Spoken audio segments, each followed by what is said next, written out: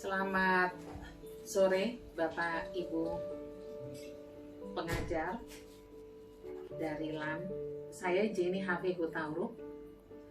Saya adalah Widya Suara, ahli utama dari Mahkamah Agung Republik Indonesia. Kami akan menjelaskan pada kesempatan ini bagaimana saya selaku Widya Suara mengajarkan materi yang diberikan oleh LAN kepada para peserta PKP. Materi yang kami ambil pada hari ini yaitu tentang manajemen pengawasan. Bapak Ibu sekalian, kami akan menjelaskan berapa jam kami akan mengajar. Saya akan mengajar berapa jam. Alokasi waktunya di sini 12 jam pelajaran dikali 45 menit sama dengan 540 menit. Kemudian deskripsi singkat akan kami jelaskan. Dan tujuan pembelajaran untuk apa?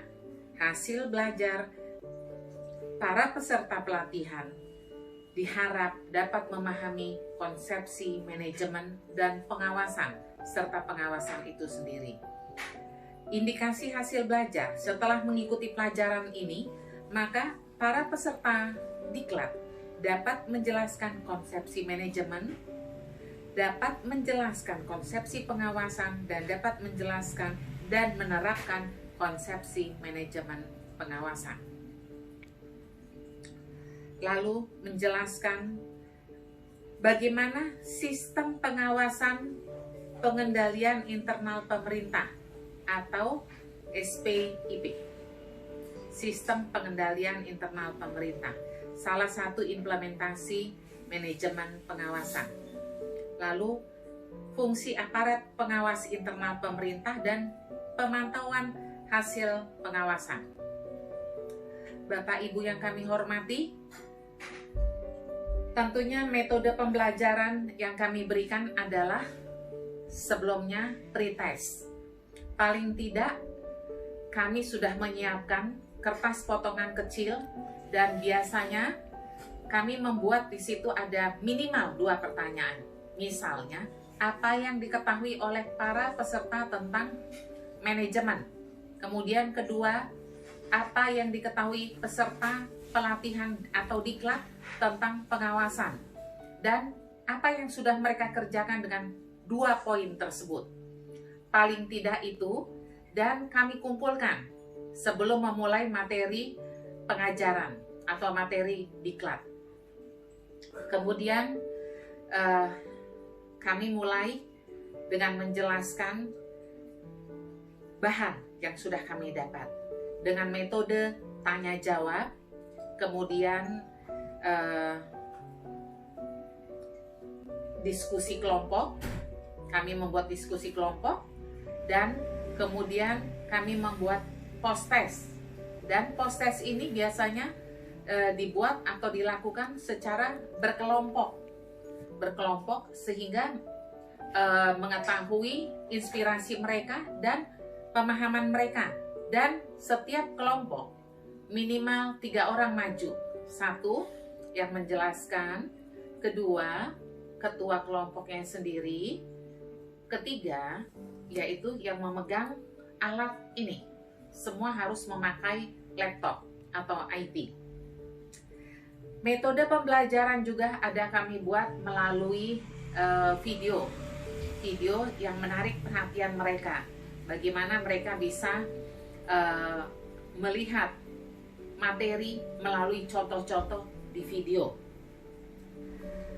Kemudian kita ambil contoh tadi, manajemen pengawasan. Saya akan mengatakan kepada mereka, apa yang saudara ketahui tentang manajemen? Itu dulu.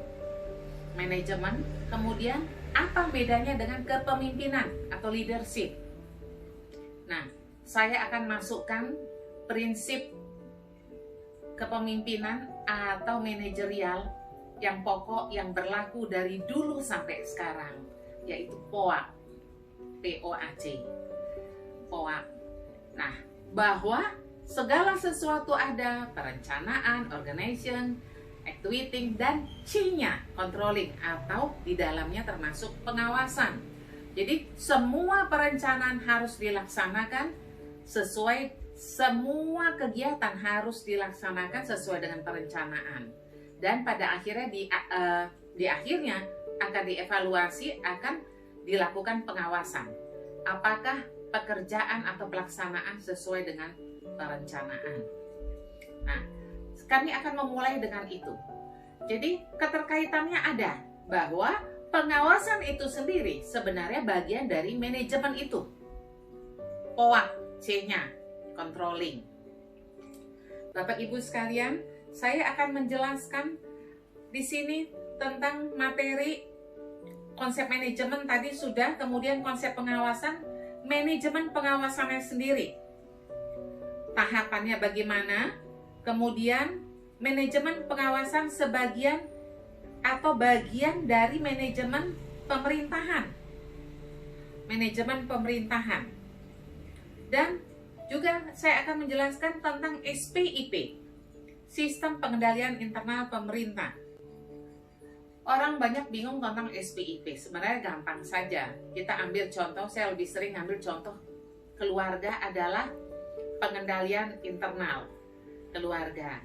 Saya, kita, pengajar yang perempuan, meninggalkan keluarga, suami dan anak mempunyai risiko. Kita mitigasi risiko tersebut. Kalau kita meninggalkan anak, apa risikonya?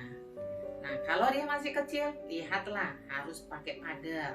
Suami, komunikasi jalankan. Demikian. Dan kadang-kadang orang tidak mengerti risiko itu apa. Risiko itu kalau dikatakan seseorang, Amir misalnya, pergi setiap pagi ke kantor. Satu saat dia berangkat tidak bawa payung. Tidak bawa payung, dia kehujanan. Dan orang mengatakan resiko Amir adalah kehujanan, atau resikonya flu, atau resikonya batuk, atau bajunya basah. Padahal dia tetap ke kantor dengan baju yang basah atau mencari ganti baju. Nah, sepanjang tujuan, goal tidak dikalahkan, tercapai, itu bukan risiko namanya. Itu sering para peserta rancu akan istilah risiko. Bapak Ibu sekalian, saya akan menjelaskan juga fungsi APIP itu apa, dan fungsi eksternal audit itu apa, sehingga kawan-kawan ini tahu bahwa setiap kegiatan harus dipertanggungjawabkan dan mereka harus siap untuk diawasi dan dievaluasi, dan ada tindak lanjutnya dari hasil kontrol tersebut.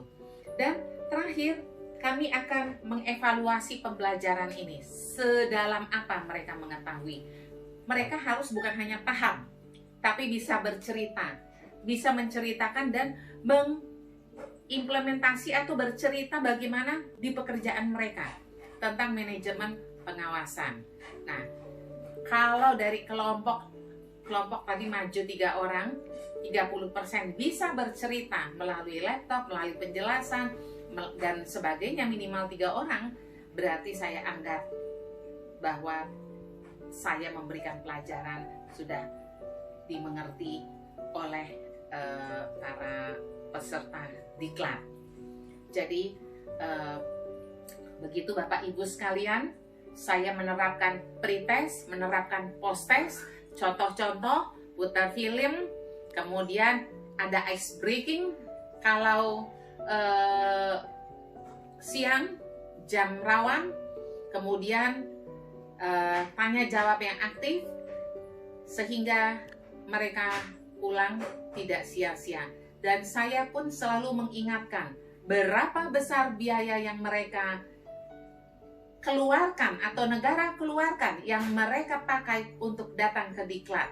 Ini adalah salah satu yang harus mereka perjuangkan, karena sedemikian besar biaya yang sudah mereka pakai. Jadi mereka harus mempertanggungjawabkan dan tidak menyia-nyiakannya. Demikian Bapak Ibu pengajar dari LAN, begitulah cara saya menyampaikan materi ini. Demikian Bapak Ibu, selamat sore.